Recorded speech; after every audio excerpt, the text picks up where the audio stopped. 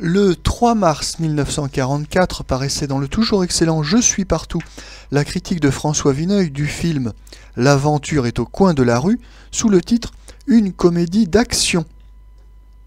Dans cet article, François Vineuil félicite sur la foi du générique le réalisateur Daniel Normand pour la qualité de son scénario.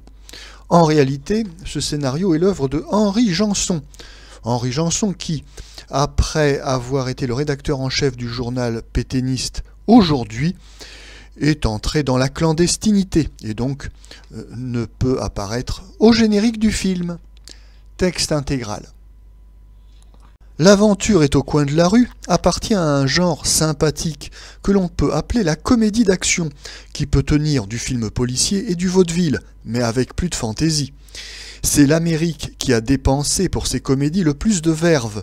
On les a cultivées trop peu chez nous, sans doute parce qu'elles exigent ce merle blanc. Un scénario qui ne soit ni tiré d'un roman, ni d'une pièce. Monsieur Jacques Daniel Normand a eu cette originalité et ce mérite assez rare d'inventer lui-même l'histoire qu'il a mise en scène. L'idée qui fait le fond de ce scénario est bonne. Un jeune et riche célibataire, se plaignant que sa vie est monotone, est en but à une plaisanterie un peu corsée d'un de ses amis, qui a voulu lui donner quelques sensations fortes. Mais tandis que le jeune homme, qui a vite découvert le poteau rose, croit que la farce continue, une bande de vrais voleurs opère autour de lui, le tient pour un redoutable concurrent. L'enjeu est de taille. Des timbres valant 4 millions que le célibataire recèle sans le savoir. L'aventure est au coin de la rue, alors bon titre sur une affiche, mais bien encombrant dans une chronique. Alors disons l'aventure tout court. L'aventure donc, après une exposition un peu laborieuse, va bon train et divertit.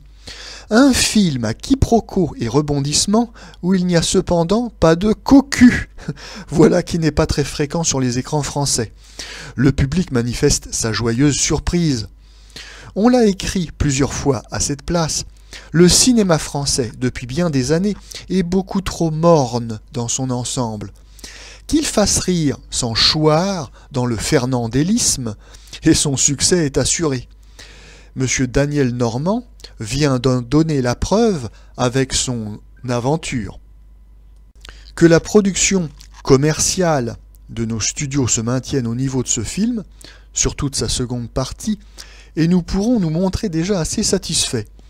Un peu d'émulation dans ce genre si légitime, et bientôt les spectateurs tourneraient le dos au théâtre filmé, ce qui serait déjà un résultat appréciable, sans parler des progrès que le cinéma ne manquerait pas d'accomplir.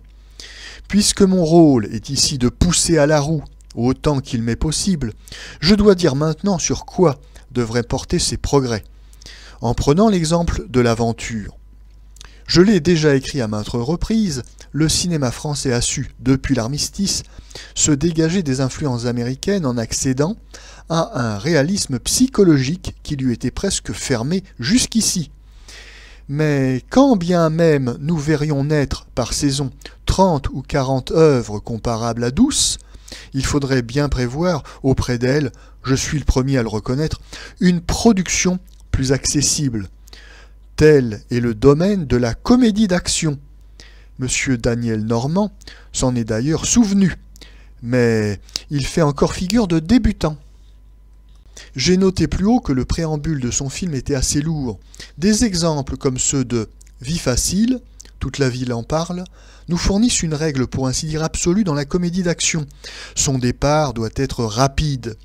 Le scénario doit immédiatement se dessiner dans ses grands traits. Les premières images doivent déclencher tout le reste. L'auteur de l'aventure, au contraire, tâtonne. Cette aventure était sans doute au coin de la rue, où l'on trouve en effet les meilleurs scénarios de cette veine, mais elle démarre au ralenti. Monsieur Daniel Normand tarde beaucoup à tirer de son premier épisode ses conséquences décisives. Rappelez-vous 1937 Vie facile, où l'aventure tombait littéralement sur la tête de l'héroïne avec un manteau de vison que jetait par la fenêtre un banquier en courroux. L'effet était irrésistible et communiquait son impulsion à tout le film. Ce n'est pas là un simple détail. Les spectacles de cet ordre valent avant tout par le mouvement qui leur est imprimé. Il faut qu'ils soient montés comme une pièce d'horlogerie. Le mécanisme de l'aventure se grippe plus d'une fois. Pourquoi ? Parce que l'ajustage manque de précision. Il ne nous est pas impossible d'y parvenir en France. J'en veux pour preuve Jacques Becker et son dernier atout, si adroit et alerte. M. Daniel Normand ne possède pas ce tour de main. Il ne sait guère user de l'ellipse. Sa narration demeure trop digressive, ou bien avance par saccades. C'est d'ailleurs moins sa faute que celle de notre cinéma, où les réalisateurs doivent se former techniquement eux-mêmes, au hasard, où un homme qui ne manque pas d'idées est contraint de grossoyer durant des années au pseudo-théâtre et se trouve soudain novice devant des problèmes en somme rudimentaires d'un métier qu'il n'a pour ainsi dire jamais pu exercer. Autre remarque, il convient que les personnages de la comédie d'action soient vigoureusement typés. Ce fut dans Vie facile, dans Toute la ville en parle et 20 autres films, une des raisons du succès. Plus ces personnages seront vivants, vraisemblables, reconnaissables, plus il sera savoureux de les voir lancés dans des événements extraordinaires, tels ce ponctuel et paisible employé de banque, qui est le sosie du célèbre gangster. Or, les héros de l'aventure sont tous conventionnels. On aurait pu esquisser un joli type d'indifférent avec le jeune célibataire qui ne croit pas à l'imprévu. On se contente de le faire bâiller dans une boîte de nuit, ce qui est un réflexe des plus normaux. De même, le sang-froid inouï qu'il déploie est exigé par le scénario plutôt que justifié par la psychologie du jeune homme. La dame du monde, un peu piquée et qui jacasse à tort et à travers, n'appartient pas à la vie, comme celle des films américains dont elle veut être la réplique, mais au palais royal. On en dira autant du camarade farceur, de la jolie jeune fille. Tous ces personnages sans état civil sont par trop transparents, par trop mécaniques. Il est presque fatal qu'ils se comportent en fantoches et que les poncifs abondent dans l'aventure. Trop de gags prévisibles et qui s'émoussent par leur répétition. Le comique de situation est assez abondant, mais trop peu étayé par le comique de caractère. Si M. Daniel Normand avait mis un peu plus de chair sur ses héros, les avait pourvus d'un métier, d'un tempérament, ils lui eussent considérablement facilité la tâche, évité certains lieux communs, inspiré un humour plus dru. On fera une exception pour le tire-laine qu'incarne Jean Paredes. Celui-là, dans le début du moins, c'est presque un personnage. Avez-vous connu le dénommé Henri Janson? Imaginez qu'il soit devenu pickpocket il y a 20 ans. Vous avez le petit dévoyé représenté fort pittoresquement par Paredes. Dans la suite, ce personnage perd d'ailleurs un peu de son intérêt. Il n'y a qu'un seul geste à recommencer, qu'un seul sentiment à exprimer. Ceci nous amène à dire un mot des interprètes de l'aventure. Ce n'est pas que, dans son ensemble, le film soit mal joué.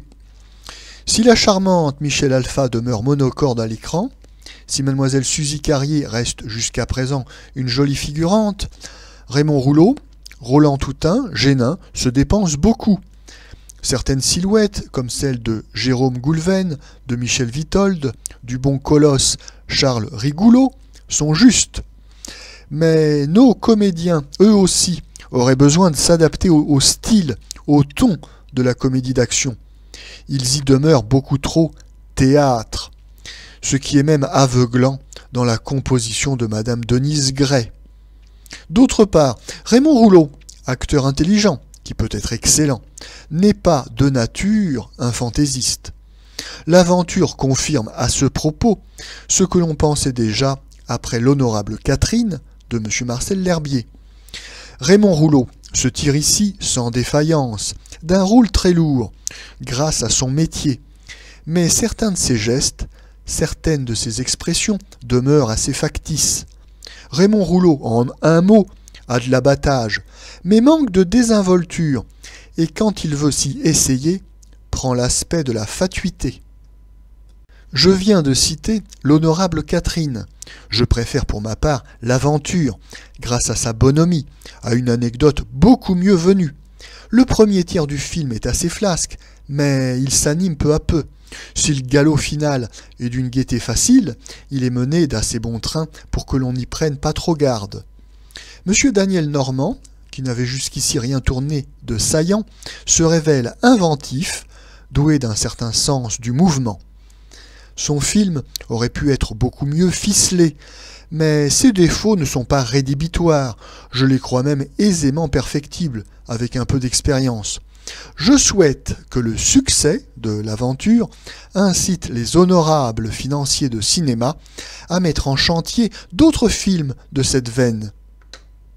La chanson de l'aventure tranche agréablement sur l'insipidité ordinaire de la complainte réaliste, ce qui ne saurait nous étonner puisqu'elle est du bon Vincent Scotto. Post-scriptum. Monsieur Raymond Bordery, directeur de production de l'aventure, l'est également de Premier de Cordée. Monsieur Bordery, mécontent de l'accueil fait par les journalistes à une autre production de sa maison, Je suis avec toi, a décidé de les punir en compliquant autant que possible leur métier. Grâce à ses soins, je n'ai pu voir encore Premier de Cordée, malgré 2 tentatives. Je m'en excuse auprès de mes lecteurs.